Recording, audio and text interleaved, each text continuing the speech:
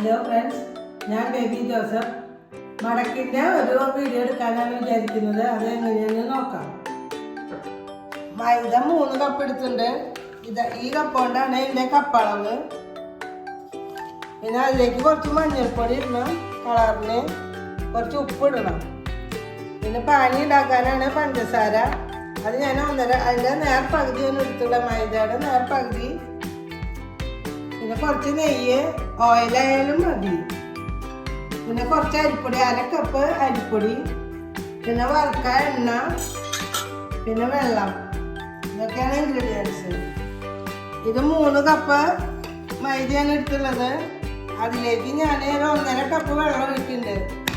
1.5 കപ്പിനെക്കാട്ടും ഒരു പൊടി കുറവ് മതി. അതിനെക്കാട്ടും മുന്നേ കുറച്ച് മഞ്ഞൾപ്പൊടി ചേർക്കുന്നുണ്ട് കളറിന്. കളർ ചേർക്കും, ചിലപ്പോൾ കളർ ചേർക്കുന്നില്ല. ഇനി കുറച്ച് ഇതിൻ്റെ ആവശ്യത്തിലേക്ക് ഉപ്പിടുന്നുണ്ട്. കുറച്ച് ഓയിൽ ഒഴിക്കുന്നുണ്ട്. ഇനി നമുക്ക് 1.5 കപ്പ് വെള്ളം കഷ്ടി വേണ്ടി വരുള്ളൂ. അധികം വെള്ളമായി കഴിഞ്ഞാൽ 1 കപ്പ് ഒഴിച്ച് പിന്നെ കുറച്ച് വെള്ളം നമുക്ക് ഒഴിച്ച് നോക്കാം. 1.25 കപ്പ് വെള്ളം, അധികം വെള്ളമായാൽ നമുക്ക് ഇത് മൊരിച്ചിൽ കറക്റ്റ് ആവില്ല. ഞാനൊരു 2 മിനിറ്റ് നേരം നന്നായി കുഴച്ചു. ഇപ്പം എനിക്ക് 1 കപ്പും 2 ടേബിൾ സ്പൂൺ വെള്ളമാണ് ആവശ്യം വന്നുള്ളൂ. ഇത് കൂടുതൽ വെള്ളമായി കഴിഞ്ഞാൽ ഇതിന് മൊരിച്ചിൽ കുറഞ്ഞു. അതുകൊണ്ട് ഞാൻ 2 മിനിറ്റ് കുഴച്ച് ഇതൊന്ന് 1/2 മണിക്കൂർ റെസ്റ്റ് ചെയ്യാൻ വെക്കുകയാണ്. അതൊന്ന് സോഫ്റ്റ് ആവാൻ വേണ്ടിയിട്ടാണ്. ഞാനൊന്ന് മൂടി വയ്ക്കാം. നമ്മുടെ ഡൗ നല്ല സോഫ്റ്റായി. 1/2 മണിക്കൂർ ഞാൻ റെസ്റ്റ് ചെയ്യാൻ വെച്ചിട്ടുണ്ടായിരുന്നു.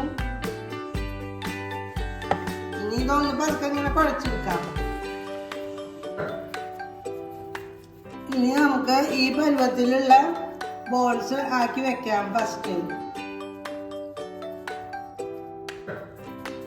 നമുക്ക് ഈ വലുപ്പത്തിലുള്ള ബോൾസ് ഉണ്ടാക്കി വെക്കാം. എനിക്ക് ഈ വലുപ്പത്തിലുള്ള 8 ബോൾസ് കിട്ടിയിട്ടുണ്ട്. ഇനി നമ്മൾ ആ ബോൾസ് ഓരോന്ന് എടുത്തിട്ട് ചപ്പാത്തി പരത്തണ പോലെ പരത്താണ്.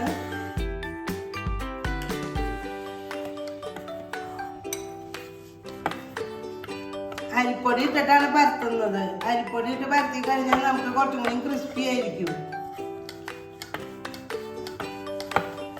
ഞാൻ ആ ബോൾസിന്ന് ഒരു ചപ്പാത്തി പോലെ ഒരെണ്ണം പരത്തി എടുത്തു. അതിന് കുറച്ച് നെയ്യ് ചേർത്തു. നെയ്യ് പരത്തി കഴിഞ്ഞിട്ട് നമുക്ക് അതിന് മുകളിൽ ഈ അരിപ്പൊടി ഇങ്ങനെ തൂക്കി കൊടുക്കണം. അരിപ്പൊടി തൂക്കി കഴിഞ്ഞാൽ നമ്മൾ ഒരു പ്ലേറ്റിലേക്ക് വെക്കുക. ഇങ്ങനെ നമ്മൾ എല്ലാ ബോൾസും ചപ്പാത്തിയാക്കി എടുക്കണം. എല്ലാറ്റുമ്പോഴും ഒന്നിന് മുകളിൽ ഒന്നായിട്ട് നെയ്യ് ചേർത്ത് മാവ് തൂക്കി വെക്കണം. ആദ്യം നെയ്യ് വീട്ടി മാവ് തൂക്കി ഒരു ചപ്പാത്തി ഉണ്ടാക്കി വെച്ചിട്ടുണ്ട്. അതിൻ്റെ മുകളിലാണ് ഞാൻ അടുത്ത ചപ്പാത്തി വെക്കുന്നത്. അതിന് മുകളിലും നമ്മൾ നെയ്യ് തൂകണം. നെയ്യ് ഇങ്ങനെ നന്നായിട്ട് എല്ലായിടത്തും ആവണ തരത്തിൽ നെയ്യ് തൂകണം. അതിന് മുകളിൽ നമ്മൾ മാവിടണം. ഇതുപോലെയാണ് നമ്മൾ എല്ലാ ബോൾസും ചെയ്യേണ്ടത്. ഞാൻ ചപ്പാത്തി പോലെ പരത്തിയപ്പോൾ ഇത് വട്ടം കുറച്ച് കുറവ് കിട്ടി. അപ്പം ഞാൻ 10 ബോളിനുള്ളത് 8 ബോളാക്കിയിട്ട് ഞാൻ 4 2 പ്ലേറ്റിൽ പരത്തി വെച്ചിട്ടുണ്ട്. ഇനി നമുക്ക് ഈ 4 ചപ്പാത്തി എടുത്തിട്ട് ഈ കൗണ്ടർ ടോപ്പിൽ ഇട്ടിട്ട് ഒന്നും കൂടി പരത്തണം. അത് കുറച്ചുകൂടി നീട്ടി പരത്തണം. അതുകൊണ്ടാണ് നമ്മൾ കൗണ്ടർ ടോപ്പിൽ ഇടുന്നത്. നമുക്ക് ചപ്പാത്തി പലയം ഇട്ടിട്ട് പരത്തിയിട്ട് കാര്യമില്ല. നല്ല നീളത്തിൽ ഈ 4 ചപ്പാത്തികളും കൂടി പരത്താൻ വേണ്ടിയിട്ടാണ്.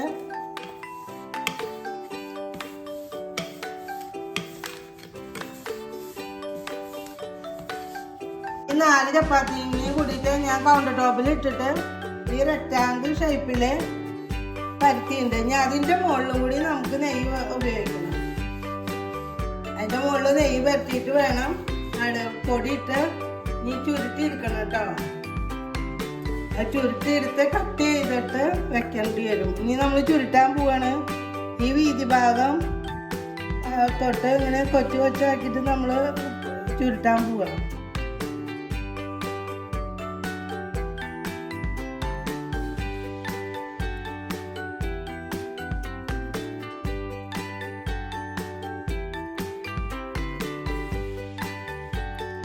ഈ അറ്റം വരെ നമ്മൾ ചുരുട്ടി കഴിഞ്ഞു. ഈ അറ്റുണ്ട്, ഈ അറ്റം നന്നായിട്ട് നമ്മൾ പ്രസ് ചെയ്ത് കൊടുത്തിട്ട് നന്നായി പ്രസ് ചെയ്ത് കൊടുത്തിട്ട് ഇതുമ്പോൾ ഒന്നും കൂടി ഇങ്ങനെ അങ്ങോട്ട് ചുരുട്ടണം.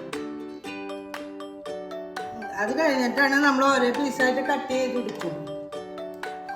ഈ അറ്റം ഒന്ന് ചെറുതായിട്ട് ഷേപ്പില്ലാത്തത് മാറ്റും, ഈ രണ്ടറ്റവും മാറ്റും. എന്നിട്ട് ഓരോ പീസുകളായിട്ട് ഇങ്ങനെ കൊച്ചു കൊച്ചു പീസുകളായിട്ട് കട്ട് ചെയ്യും.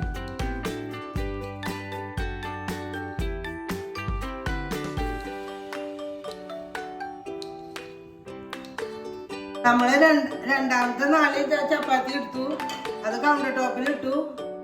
ഇനി നമ്മൾ അതൊന്ന് ആദ്യം ഉണ്ടാക്കിയ പോലെ തന്നെ ഓവൽ ഷേപ്പിൽ നീട്ടി വലുതാക്കാൻ പോവാണ്.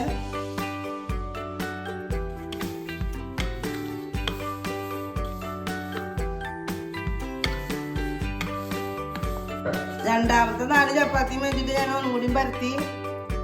ഇനി നമുക്ക് ആദ്യം ചെയ്ത പോലെ തന്നെ അരിപ്പൊടി തൂക്കി ഇതിനെ മടക്കിയെടുക്കാം. ആദ്യത്തെ ഞാനിത് മടക്കി ഓരോ പീസായിട്ട് കട്ട് ചെയ്ത് വെച്ചതാണ്. ഇനി അടുത്ത 4 ചപ്പാത്തി അതേപോലെ തന്നെ കട്ട് ചെയ്ത് വെച്ചതിന് ശേഷം നമുക്ക് കാജ ഉണ്ടാക്കാം. ഈ ഇതിന് നമ്മുടെ നാട്ടിൽ കാജ എന്നും പറയും, ഐനാസ് എന്ന് പറയും, മടക്കെന്ന് പറയും. 3 പേരുണ്ട്. നിങ്ങളുടെ വീട്ടിലൊക്കെ എന്താ പറയാന്ന് ഒന്ന് കമൻറ്റ് ചെയ്യണം. ഇനിയാണ് നമ്മൾ ഈ കട്ട് ചെയ്ത പീസസ് ഓരോന്ന് എടുത്തിട്ട് കാജ ഉണ്ടാക്കുന്നത്, മടക്കായിട്ട് ഉണ്ടാക്കുന്നത്. മടക്കുന്നാണ് നമ്മുടെ അവിടെ കൂടുതൽ ആൾക്കാരും പറയുക. കടകളിലൊക്കെ ചിലർ ഐനാസ് എന്നും പറയുന്നുണ്ട്. ഇനി ഈ ഓരോ പീസുകളും നമ്മൾ അരിപ്പൊടി ഇട്ടിട്ട് ഇങ്ങനെ പതുക്കെ ഇങ്ങനെ നീട്ടി വെച്ചിട്ട് അങ്ങനെ പ്ലേറ്റ് നിറയെ വെച്ച് കഴിഞ്ഞാലാണ് നമുക്ക് ഇനി അതൊന്ന് വറുത്തെടുക്കാൻ പറ്റുള്ളൂ.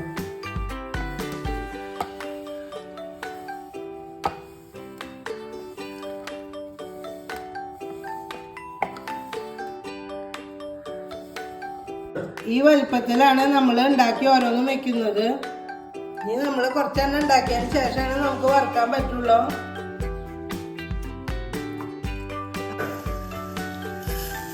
ഒന്നര കപ്പ് പഞ്ചസാര ഇട്ടുണ്ട് ഞാൻ. അതിലേക്ക് 1 കപ്പ് വെള്ളം ഒഴിക്കുന്നുണ്ട്. നമുക്കിത് നൂൽപ്പരുവാണ് ആക്കേണ്ടത്.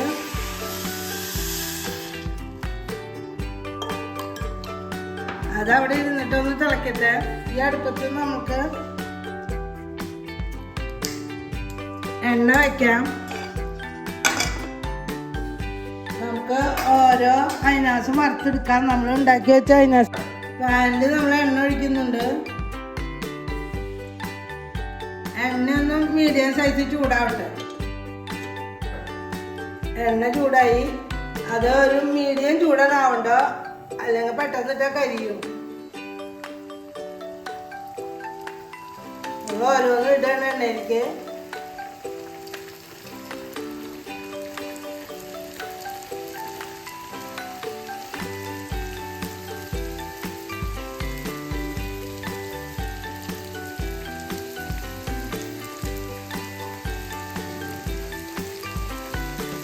അതിങ്ങനെ സൈഡൊക്കെ ഇങ്ങനെ ഇങ്ങനെ അഴിയായിട്ട് നിൽക്കുന്നുണ്ടോ, അങ്ങനെയാണ് അത് ഉണ്ടാവുക.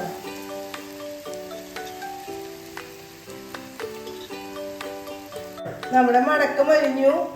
ഇത്ര മരിഞ്ഞാൽ മതി. നമ്മളത് എടുക്കാണ്.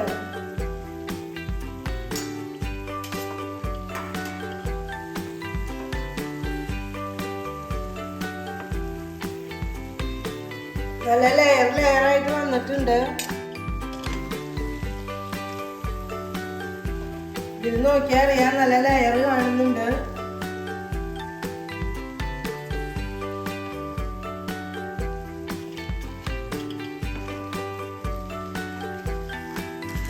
നമുക്ക് 3 കപ്പ് കൊണ്ട് ഇത്രയും അയിനാസ് ഉണ്ടാക്കി കിട്ടിയിട്ടുണ്ട്. ഞങ്ങളുടെ നാട്ടിൽ ഇതിന് അയിനാസ് എന്നാണ് പറയാ. ഇനി നമുക്കിത് വറുത്തെടുത്തതായിട്ടുള്ളൂ. ഇനി അത് വിളയിച്ചെടുക്കാം.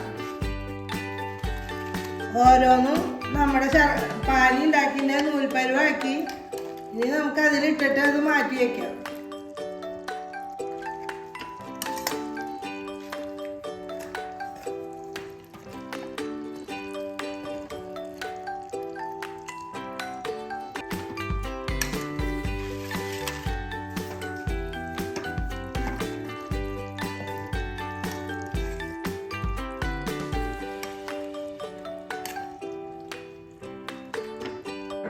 ഈ അളവിൽ നമുക്ക് ഇത്രയും കാജ കിട്ടിയിട്ടുണ്ട്.